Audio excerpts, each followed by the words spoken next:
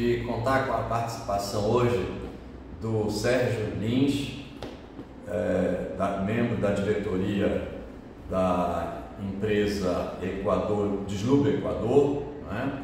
Empresa sediada em Pernambuco, mas com forte atuação na região amazônica. O Sérgio também nos dá grande satisfação de ser membro associado da Panamazônia. E agora eu passo a palavra para o Sérgio, para que ele nos diga, nas palavras dele, quem é Sérgio Lins. Sérgio, por favor. Bom dia, senhor Belisário. Primeiro, gostaria de agradecer o convite e de lhe parabenizar aí pelo belo trabalho na Panamazônia. Realmente esse é um trabalho transformador, onde vocês promovem aí a conexão entre setores produtivos e pessoas empresárias, visando sempre aí o desenvolvimento do Amazônia. Muito obrigado pelo convite. Bom, quem é Sérgio? Sérgio, atualmente eu ocupo a posição de CEO do Grupo Desluga Equador, mas sou oriundo de uma família empresária que tem uma empresa há 50 anos em alguns estados do Nordeste. Como chama o grupo empresarial? O grupo empresarial é o Postos Pichilau, que nasceu em Maceió no ano de 1972. Esse ano nós fechamos aí com 50 anos. Parabéns. Mas atualmente eu tenho minha dedicação aí integral ao Grupo Desluga Equador, aonde no ano de 2000 fizemos uma aliança, uma associação aí com o senhor Humberto Carrilho, juntamente com Cláudia Carrilho. E na sequência a gente teve uma união muito feliz. Desde essa união a empresa sempre cresce acima de 2 dígitos ao ano, e foi exatamente essa união do estado de Pernambuco que terminou provocando a vontade, né, de crescer para outras regiões do país. E mais na frente eu conto um pouco aí da história, como é que a gente veio aqui para a região norte. Sérgio, fale um pouco da sua formação. Bom, eu sou administrador de empresas. Minha formação, vamos dizer assim, é uma formação prática e uma formação pela vida, né? A gente conseguiu aprender muito aí com os membros da geração anterior, meus pais, meus tios, e vamos dizer assim, com a conexão com boas pessoas lá no nosso estado, a gente conseguiu adquirir muito conhecimento para trazer aí o nosso conhecimento para a liderança da empresa. Você é natural de Recife?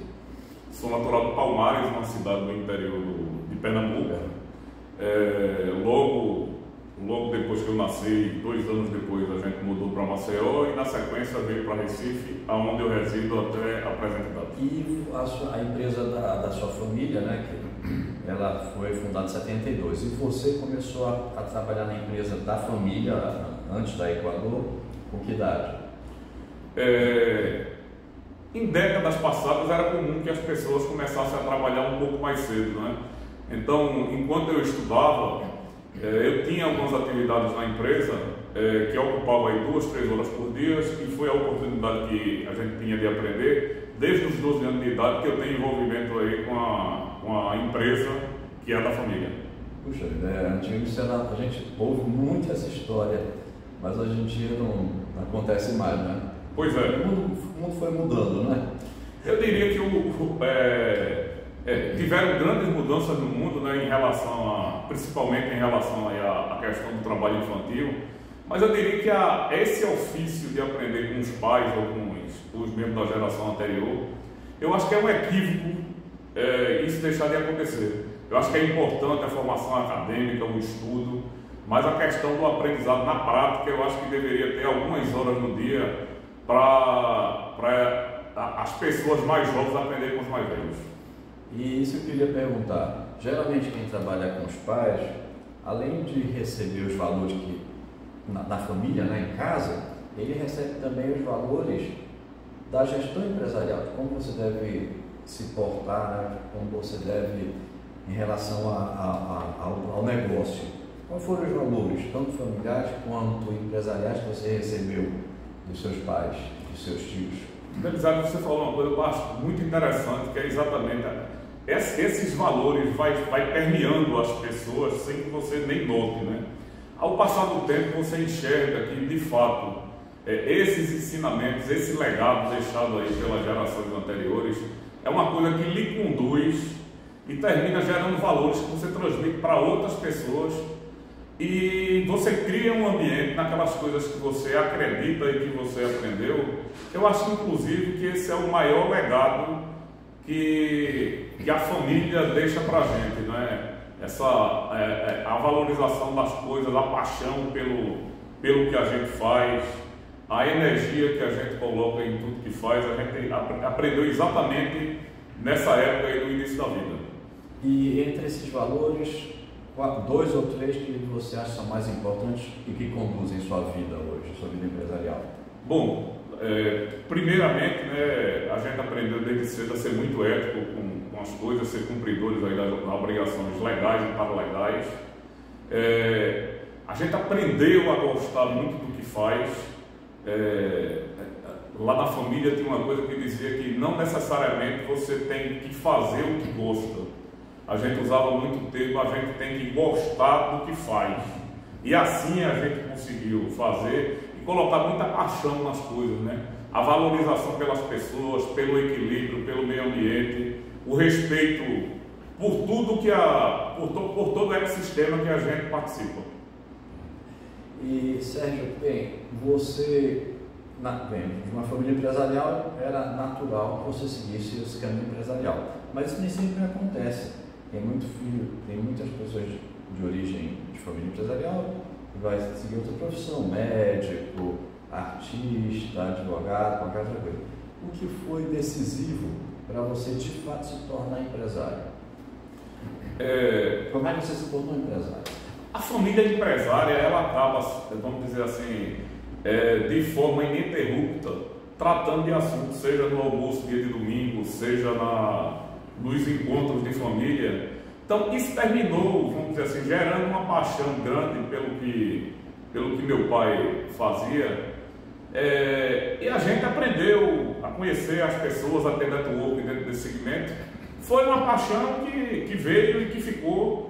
E de fato, eu diria que eu sou muito feliz aí em relação à escolha que eu fiz. Ou seja, você nunca nem vislumbrou outra carreira? Não. Na verdade, eu nunca tive nenhum trabalho que não fosse no próprio negócio nosso e da família. Sérgio, eu queria que você falasse um pouquinho agora da Deslube Equador, né? Como é que surgiu, como é que ela evoluiu? A Deslube é uma empresa que esse ano fez 25 anos. Ela surgiu como uma pequena empresa distribuidora de lubrificantes. No início eu não participava da sociedade, e sim o sócio fundador, Humberto e Cláudia. Nasceu em 97, na Avenida Norte, na cidade do Recife. Em 2002, a gente já se conhecia, em 2000, a gente já se conhecia antes de alguns negócios.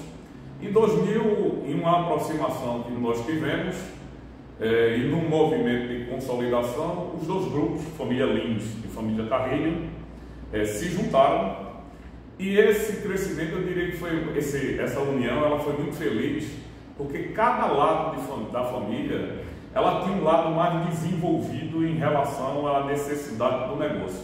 Nossa família, a família Lins, ela tinha um desenvolvimento comercial mais arraigado do que a família Carrilho, e Humberto, juntamente com Cláudia, eram pessoas assim que tinham mais gosto pelas funções administrativas e financeiras. Então acabou a gente, nessa união de forças aí, criando uma empresa que a princípio até o mercado não acreditava muito que ia dar certo, exatamente pelas diferenças de perfil que existia naquele momento. Mas foi exatamente as diferenças que conseguiu fazer uma empresa forte e sustentável, que naquele momento ela já vinha crescendo e a gente conseguiu colocar um crescimento mais forte ainda. Isso aconteceu tudo em 2000. No ano de 2022, no ano de 2002, surgiu uma oportunidade no Amazonas, foi exatamente a época que a gente veio aqui para o Amazonas. Fundamos a Equador, que na época ela tinha negociado os acervos da Equatorial, que durante muito tempo aqui funcionou com vários postos, várias bandeiras aqui no estado. E daquele momento foi exatamente a chegada que nós tivemos aqui na... Desculpa, Equatorial, quem era o investidor? Nascer e seu Saúl. Professor Saúl. Seu Saúl, exatamente.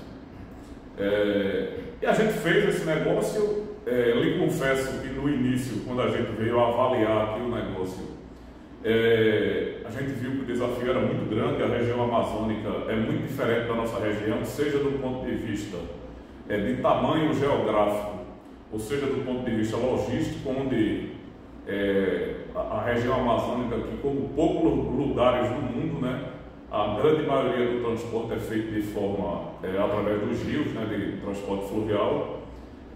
E isso trouxe, vamos dizer assim, criou na gente uma curiosidade e um interesse de desenvolver negócio aqui na região amazônica. Aqueles desafios, a empresa ela tem um DNA muito de desafios e de superação. Quando a gente chegou aqui na região, a gente viu exatamente um ambiente que era a nossa cara, né, de desafio e de superar as dificuldades que existiam naquele momento. A partir desse momento, a gente, aqui na região amazônica, principalmente no estado do Amazonas, fizemos vários investimentos. A gente tem 20 anos de Amazonas e nesses 20 anos a gente conseguiu realmente fazer diversos trabalhos, seja do ponto de vista empresarial e até mesmo cultural. A gente tem um projeto na nossa empresa que tem muito orgulho de falar, que é um projeto chamado Pontão Brasil, que a gente conseguiu, há alguns anos atrás, pegar pequenos empresários de cidades ribeirinhas, tirar o cara da clandestinidade e trazer o cara para a formalidade e naturalmente com a dignidade de um pequeno empresário. E a gente conseguiu montar aí aproximadamente 100 pontões desse e de fato a gente fez uma transformação aí em algumas cidades super importante. A gente tem alguns pilares no negócio da gente, né? Naturalmente a empresa ela tem que priorizar a atividade empresarial dela, mas de forma complementar a gente tem a preocupação que o nosso cliente, o nosso fornecedor, o nosso colaborador, ele tem a dignidade e tem orgulho das parcerias que tem conosco. Então tem alguns movimentos que a gente faz que de fato a gente acha super importante e não abre mão, né? Por exemplo, aqui na região amazônica, que é uma região que o mundo inteiro olha para ela, a gente tem uma preocupação redobrada em relação aí às questões ambientais, embora essa questão ambiental, né, eu acho que ela tem que ser acompanhada com desenvolvimento empresarial e que os moradores aqui da região tenham dignidade também, que não fique simplesmente como, vamos dizer assim, como uma região intocada. Eu acho que isso tem que ser uma região que consiga realmente ela ter manejos sustentáveis e por aí vai. Sem dúvida, Sérgio. Sérgio, qual é o tamanho da empresa hoje? Tem quantas unidades? Quantos estados ela opera? Quantos funcionários? Nossa empresa hoje, ela tem operação em todos os estados do Norte e do Nordeste. Temos mais de 20 filiais. A empresa hoje ela detém aí uma infraestrutura de tancagem de mais de 200 milhões de litros. Essa pequena empresa, que nasceu em Recife em 1997, hoje é uma das maiores empresas do Brasil e a gente tem orgulho de falar esse número, porque normalmente o sul e o sudeste do Brasil são regiões mais desenvolvidas, onde as empresas normalmente são mais robustas. No caso de distribuição de combustível, a gente tem orgulho de dizer que está entre as maiores do Brasil. Então ela nasceu pequena, com muito trabalho, dedicação e respeito aí ao colaborador. A gente conseguiu hoje ficar entre as 6 maiores empresas do Brasil em distribuição de combustível. Quantos funcionários diretos hoje? Nós temos hoje 430 funcionários diretos, espalhados em todas as regiões de atuação nossa, que é o Norte e o Nordeste, com uma concentração maior dos funcionários de back-office em Recife e em Manaus. E indiretos é uma quantidade enorme por causa dos postos, né? A indireto você tem uma infinidade, se a gente for fazer aí uma conta de uma multiplicação, né, pela quantidade de postos que a empresa tem hoje, que aproxima-se de 500 unidades, se você fizer uma conta básica aí, certamente você tem mais de 10 mil empregos indiretos. No Nordeste, qual é a fatia de mercado que vocês têm? Em Pernambuco hoje a gente tem aproximadamente 10% do market share do mercado, e quando a gente olha para o Nordeste todo, aproximadamente 6%. E aqui no Amazonas? Aí a gente já tem uma participação mais importante. Olhando para a região Norte, como um todo, a gente tem aproximadamente 10% de market share do mercado. Muito bem, parabéns. E hoje, qual o foco da empresa hoje e como é que você está vendo o futuro? Qual é o futuro da Equador? Belisário, vê bem, a gente olha muito para o futuro, mas naturalmente a gente precisa cuidar do presente para poder ter futuro. Porque a gente enxerga nas regiões que a gente participa, ainda existe uma crescente, né, de consumo de combustível automotivo no Brasil, mesmo com a eletrificação de carro que tanto se fala, mas você ainda tem hoje aí um crescimento de consumo de automotivo no Brasil, aonde a gente trabalha, principalmente na região amazônica, para levar energia para diversas cidades, e a diferenciação nossa é exatamente um modelo logístico que a gente tem bem aplicado, diferente, onde a gente consegue capilarizar nossas vendas e capturar boas oportunidades de venda. Então eu diria que para o presente o que a gente tem a ideia não é para ir para outras regiões do país, é crescer de forma vertical nas regiões que a gente já participa, reforçando a infraestrutura, a equipe de venda, número de postos. Então a ideia nossa no presente é isso. Para o futuro, naturalmente, a gente enxerga que todo mercado é dinâmico, né? Combustível é uma coisa que é um tema que naturalmente vai ter suas transformações.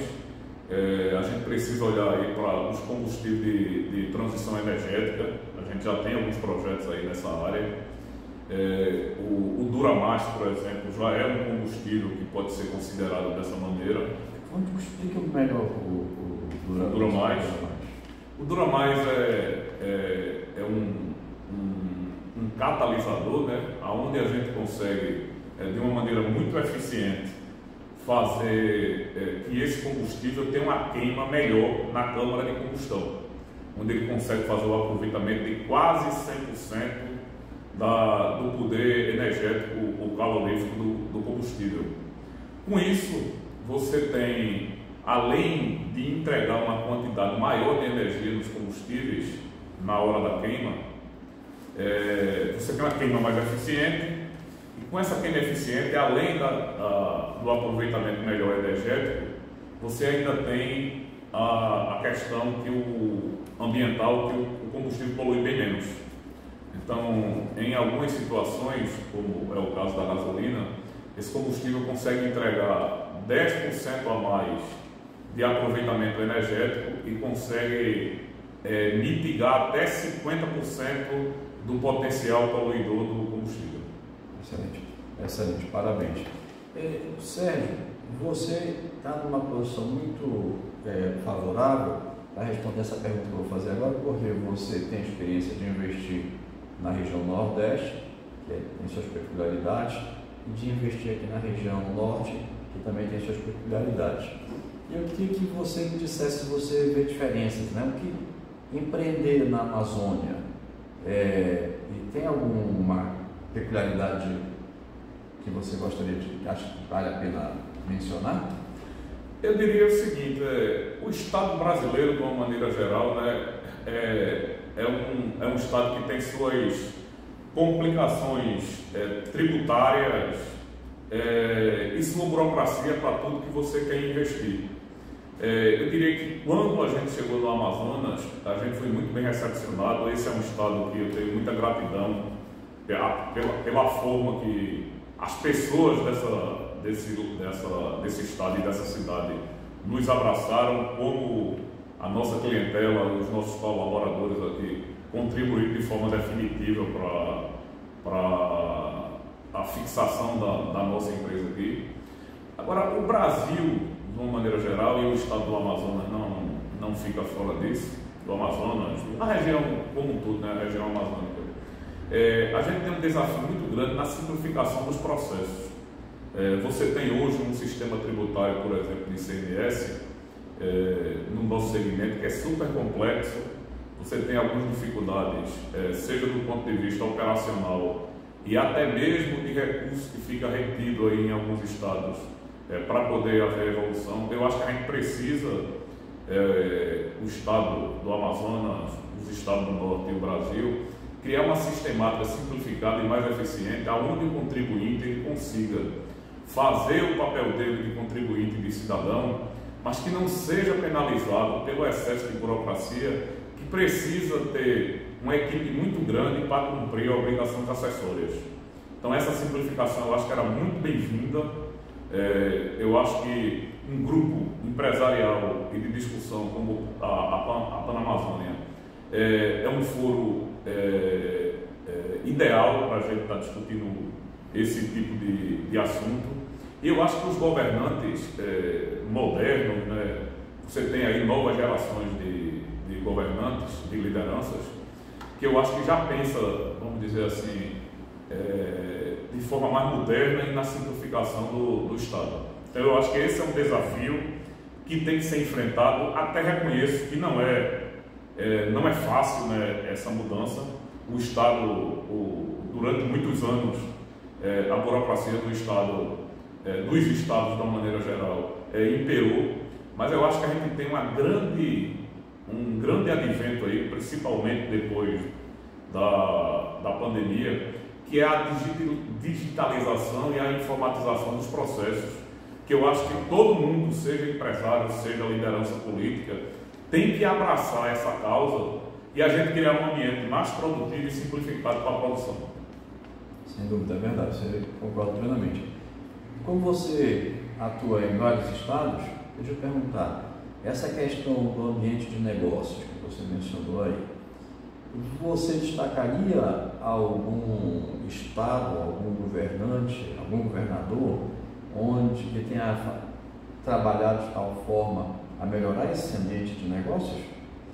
Eu diria que para o nosso segmento, o estado de São Paulo, ele seria um modelo a ser seguido em relação a processos, embora ainda não seja o estado ideal. Eu tenho a opinião em relação ao nosso segmento que o imposto de alíquota ad rem e simplificada seria o imposto ICMS, no caso, né? Eu acho que seria uma solução que não se perderia a arrecadação e a gente teria uma simplificação muito grande no nosso segmento, inclusive evitando que houvesse de alguma maneira elisão fiscal ou sonegação de algum tipo.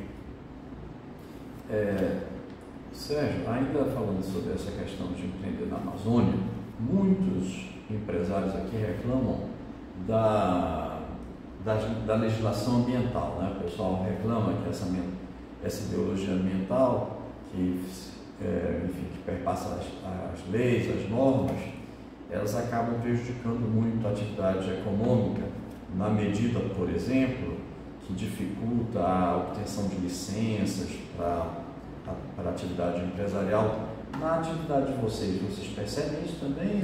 Também temos um problema, embora eu acho que esse é um tema sensível e que tem que ter realmente exigência. Porém, eu acho que a legislação ou as pessoas que estão à frente aí do cumprimento dessa legislação, elas deveriam ser mais claras, né? Simplificadas, sem perder a segurança. Que eu acho que tem como fazer uma coisa simples e segura. O nosso segmento, por exemplo, ele houve uma grande evolução ao longo dos anos. Se a gente olhar aí nos últimos 20, 30 anos, houve uma evolução muito grande e um posto de combustível hoje, dificilmente você vai ter algum acidente ambiental, porque realmente o material que é utilizado é um material de última geração, com camadas de segurança aí redobradas. E eu acho que a partir do momento que você traz equipamentos que sejam mais seguros e monitorados, o próprio gestor dessa legislação, ele poderia ver essa questão de uma maneira mais simplificada e sem perder a segurança. Acho que esse é um tema também que no Brasil inteiro precisa ser revisto. Eu imagino que seja bem complexo no caso de combustível, porque para qualquer empreendedor que vai abrir uma lojinha numa esquina, precisa de uma licença. Você tem ideia de quantas licenças um posto de gasolina precisa para funcionar? São muitas, Belisário. Realmente são muitas. Você tem que passar aí de prefeitura, o órgão ambiental, o ANP. Essa é uma atividade extremamente regulada. Não sei dizer exatamente a quantidade, mas eu diria que não é menos de 12 ou 15 licenças para um meio negócio, né? Se a gente olhar um posto de gasolina, a complexidade de um posto de gasolina não é tão grande, mas você vê o nível de exigência para esse tipo de empreendimento é muito grande. E eu acho que o pior das coisas que acontece nessa situação é a demora da decisão do poder público. Acho que tem que ser exigente, mas acho que tem que ter agilidade.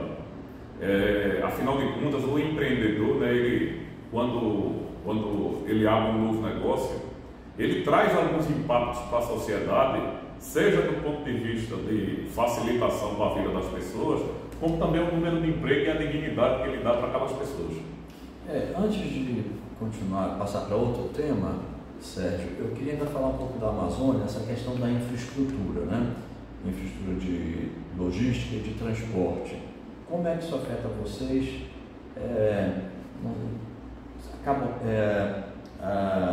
Temas como, por exemplo, praticagem, não sei se é o negócio de vocês, a falta de estradas, enfim, sua avaliação sobre essa falta de logística aqui na Amazônia, como afeta o teu negócio? Eu enxergo, do ponto de vista de infraestrutura e logística no Amazonas, eu acho que tem dois viés. O primeiro é que, reconhecidamente, a região norte é a região mais carente de infraestrutura do Brasil. E o segundo, eu enxergo isso também como uma oportunidade. Nós temos um grande terminal de granel líquido na cidade de Itacoatiara, que ele surgiu exatamente da ideia, a ideia ela surgiu exatamente por conta da dificuldade que existia na logística de combustível na região. Até pouco tempo atrás, até 2010, nós tínhamos aqui constantes faltas de combustível na região, principalmente no final do ano. Na época da seca dos rios amazônicos, você tem uma dificuldade maior na navegação do rio Amazonas, e foi essa dificuldade que criou uma oportunidade para o Grupo GDE fazer esse terminal de granel líquido na cidade de Itacoatiara, que hoje responde por boa parte da movimentação logística da região norte. Acho que esse é um tema que tanto o governo como o empresário tem que ter uma preocupação em relação à infra. Afinal de contas, eu acho que novas empresas, novos empreendimentos, eles decidem ir para uma cidade ou para outra de acordo com mão de obra da região, mas também com a infraestrutura que a região oferece. Então, essa é uma região que eu acho muito rica, mas que a gente precisa, de fato, tanto a iniciativa privada como a iniciativa pública, ter um olhar especial de maior preocupação na infraestrutura da região. Você tem toda a razão. A região amazônica, no meu ponto de vista, é uma terra de promissão, né, de muitas oportunidades, justamente em razão dessas absurdas dificuldades que a gente tem. Todo mundo que vem para cá prospera porque encontra uma dificuldade e encontra uma solução para essa dificuldade, para atender essa dificuldade. Perfeito. Tem um ponto, inclusive, né, que eu acho que é uma particularidade aqui da região, embora a praticagem você tenha em todos os portos do Brasil, a praticagem do rio Amazonas, né, você tem 2 trechos do rio Amazonas que existe praticagem, ela é excessivamente cara. Eu acho também esse é um problema que todos da região devem dar uma atenção especial, porque afinal de contas, todas as vezes que você sobrecarrega o custo de uma mercadoria, no final quem tem que pagar é o consumidor. Exatamente. Então a população, eu acho que ela tem que ficar mais atenta em relação a isso. E quando eu digo população, seja o empresário, seja o governo, para de alguma maneira criar, vamos dizer assim, um ambiente competitivo, aonde as tarifas excessivas elas sejam corrigidas para uma realidade, para não penalizar a população. Uma curiosidade, aqui na Amazônia a gente não tem refinaria de álcool, né? Acho que aqui na Amazônia não tem. A gente traz... Tem uma única em Presidente Figueiredo, que é a Jaiuru. Mas é pouca quantidade. A quantidade dela é muito pouca, a priorização dela é a fabricação de açúcar. E a gente, aqui então a gente importa, acho que de onde? Do Nordeste? O biocombustível aqui da região norte, principalmente o estado do Amazonas, advém do estado do Mato Grosso, principalmente. Mato Grosso? Então, a minha pergunta é o seguinte, porque eu não conheço a legislação, mas eu acho que é obrigatório adicionar álcool na gasolina, né? Sim, 27%. Se a gente não tem aqui, a gente tem que importar. E eu acho que no passado, inclusive, já houve muitos casos de ter falta de combustível porque não tinha o álcool para adicionar. Né? No momento, inclusive, está tendo uma dificuldade por conta dos bloqueios nas estradas do Mato Grosso, de Rondônia e do Pará, está tendo dificuldade de chegar ao biocombustível. Essa me parece que é do meu ponto de vista, posso estar enganado, mas me parece as dificuldades criadas pela legislação, porque não leva em consideração a vida real. Então, me parece assim, absurdo você ter que trazer álcool para adicionar gasolina, não sei, me parece. Eu queria, a partir dessa observação, que você fizesse um comentário sobre o que você acha da parte do excessivo, da excessiva mão do Estado, né, na atividade econômica, e se você considera importante ter mais liberdade para prosperar.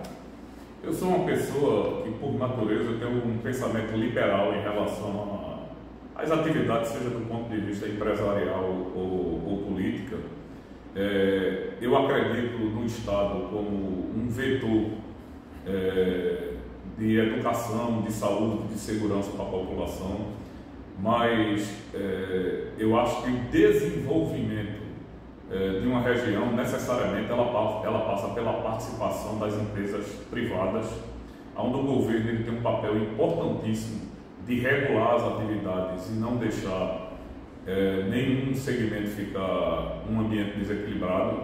Mas eu acredito que a iniciativa privada ela consegue trazer de forma mais competitiva a produção para as regiões. As cadeias produtivas, eu acho importantíssima quando elas são integradas e tem um mercado consumidor próximo. A gente vê aqui em Manaus, você tem uma ilha, vamos dizer assim, de consumo que precisa de diversos insumos e mercadorias que muitas são importadas de outras regiões. Então a gente poderia, sim, tanto a iniciativa privada como a pública, ter um olhar, vamos dizer assim, de desenvolvimento de cadeias produtivas integrada, e eu acho que a gente levaria a nossa região para um patamar mais elevado ainda do ponto de vista de competitividade. Sérgio, não queria perder a oportunidade de ter uma pessoa como você que conhece tão bem o mercado de combustível, para você falar, e é uma coisa que preocupa todo mundo, né? Porque afeta a vida de todo mundo, o preço da gasolina, o preço do gás e tudo. Você falasse um pouquinho, a gente já está chegando no final da nossa entrevista, do cenário brasileiro e global de combustíveis. Como é que você vê? Belisário, a gente hoje vive um ambiente de extrema volatilidade em todas as commodities. petróleo e seus derivados é a commodity mais movimentada do globo, do mundo, né? Então, naturalmente, participa aí desse movimento de forma decisiva. Existe uma grande volatilidade no mundo inteiro. Há uma movimentação no Brasil de aumento de produção de petróleo, embora o produto, o derivado de petróleo refinado, a gente ainda tenha déficit, a gente tem uma demanda maior do que a produção, mas esse é um mercado muito dinâmico, o mercado de energia de uma maneira geral, né, seja de combustível, seja de uma outra forma, combustível automotivo, outra forma de energia.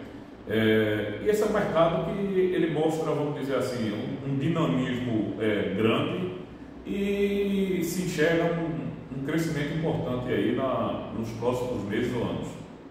Mesmo com essa tendência de mudança de matrizes energéticas, em razão do aquecimento global, essa pressão toda, você sabe, por exemplo, a Colômbia, que mudou de governo recentemente, do governo de direita para o governo de esquerda, eles não estão mais prospectando novos poços de petróleo, né? A Colômbia também é importante produtora de petróleo. O que você acha disso? Belisário, esse é um ponto importantíssimo. Quando a gente olha para combustível automotivo, geralmente as pessoas só enxergam aí o volume de combustível fóssil, né? Você tem que, o que precisa ser observado é que grande parte da matriz energética brasileira, seja ela combustível automotivo ou não, ela tem uma parte importante de biocombustível. A gasolina, por exemplo, toda a gasolina que se consome, você tem 27% de etanol, anidro. Você tem a venda de etanol hidratado, que é um combustível inofensivo aí para o meio ambiente. Você tem alguns diesel que são fabricados com uma tecnologia diferenciada, que são menos poluidores. Um bom exemplo disso é que de 20 anos para cá, o teor de enxofre no diesel ele caiu de forma muito grande, radicalmente, a queda de enxofre no combustível.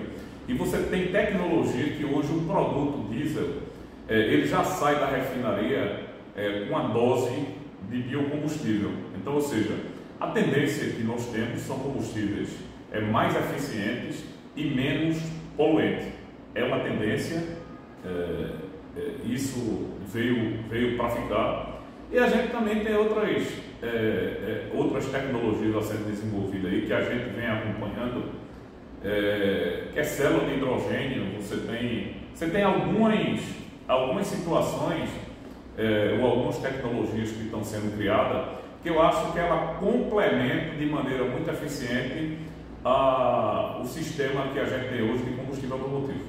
Sérgio, excelente. Para terminar, eu queria te pedir um favor, que você fizesse uma reflexão sobre como a Amazônia contribuiu para o negócio do Equador e como o Equador tem contribuído para a região.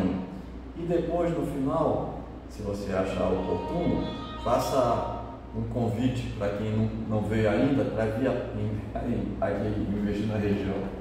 Perfeito. Vamos logo falar da importância do Amazonas na vida da nossa empresa. Toda empresa ela passa pelo processo que tem alguns marcos que são decisivos em relação à sua trajetória. A nossa vinda para o estado do Amazonas é um desses marcos que de fato a gente conseguiu mudar, vamos dizer assim, não só a região geográfica, mas também a dinâmica do nosso negócio. Nós temos um outro marco importantíssimo na vida da nossa empresa, que foi a concepção do TFB, né, que é a nossa tancagem de grandes líquidos em Itacoatiara. Isso tudo na região amazônica, onde a gente tinha conversado aqui anteriormente. Quando a gente chegou muita dificuldade, mas como um bom empreendedor, todas as vezes que a gente enxerga uma dificuldade, a gente procura logo na sequência uma oportunidade de desenvolvimento do negócio. E de maneira recíproca, né, tanto a forma que o Estado nos recebeu e fez a empresa continuar sua trajetória de crescimento e até, vamos dizer assim, de uma maneira mais robusta. Essa é uma cidade, um estado que a gente tem muito carinho, né? A gente considera a cidade, o estado como a nossa segunda casa. E em retribuição a isso, a gente vem fazendo aí alguns trabalhos de infraestrutura para melhorar a competitividade e até a segurança de combustível líquido em nossa região. Nós temos aqui alguma movimentação cultural e esportiva que nós fizemos anualmente aqui. Nós temos o NEMA, que todos os anos faz uma grande reunião aí com a sociedade, onde promove um festival de música, onde a gente faz uma corrida, um festival gastronômico. Então eu acho que essa é uma maneira, vamos dizer assim, mesmo simples e pequeno em relação ao que o Estado nos ofereceu, da gente contribuir e retribuir com o povo dessa terra que tanto, vamos dizer assim, nos recebeu bem e que tanto a gente admira e gosta. Inclusive a Associação Panamazônia já recebeu patrocínio da Equador Petróleo no passado para várias atividades, como publicação de um livro sobre gastronomia amazônica, atividades com artistas plásticos, etc. Muito obrigado e parabéns. Só complementando, Belisário, eu acho que a empresa e o empresário moderno de hoje, ele não pode pensar simplesmente no lucro, né? Eu acho que o lucro faz parte do negócio, mas a gente, de alguma maneira, tem que contribuir com a sociedade na construção de um ambiente melhor. Então, eu acho que esses pequenos gestos, ou esses gestos que os empresários e as empresas fazem, eles são necessários para a gente ter uma sociedade melhor. E eu acho que isso faz parte da obrigação. Então, o último, para terminar, que eu tinha pedido para quem quer vir, um conselho para quem quer vir investir aqui na Amazônia. Você tem no Brasil pouquíssimas pessoas que conhecem a região amazônica com profundidade, né? Inclusive alguns brasileiros que têm uma visão completamente diferente da cidade de Manaus. Você conversa com algumas pessoas do Sudeste, do Sul, do Centro-Oeste, imagina que Manaus é uma cidade muito menor do que de fato ela é. E o convite que eu faço é que as pessoas que não conhecem ainda, ou que conhecem pouco, que venham fazer investimentos aqui e venham conhecer também a riqueza da natureza e do turismo que existe na região. Essa é uma região realmente uma das mais encantadoras do mundo. Sempre que eu estou aqui em Manaus, invariavelmente eu vejo pessoas de outros continentes aqui na nossa cidade, né? E eu vejo que o estrangeiro muitas vezes valoriza muito mais a nossa região amazônica aqui do que o próprio brasileiro. Então, quem não conhece ainda, fica o convite, seja para investir ou seja para fazer turismo, não deixa de vir no Amazonas. Obrigado, Sérgio. Olha, eu esclareço que essa entrevista ela vai ser transcrita e ela será parte integrante de um livro que está sendo organizado pela Associação Panamazônia com o título de Prosperidade na Amazônia. Em breve será lançado. Então eu queria mais uma vez agradecer ao Sérgio, agradecer a Deslube Equador. E Sérgio, é isso. Muitíssimo obrigado. Excelente. Obrigado, senhor Belisário. Parabéns pelo belo trabalho. Obrigado, Sérgio.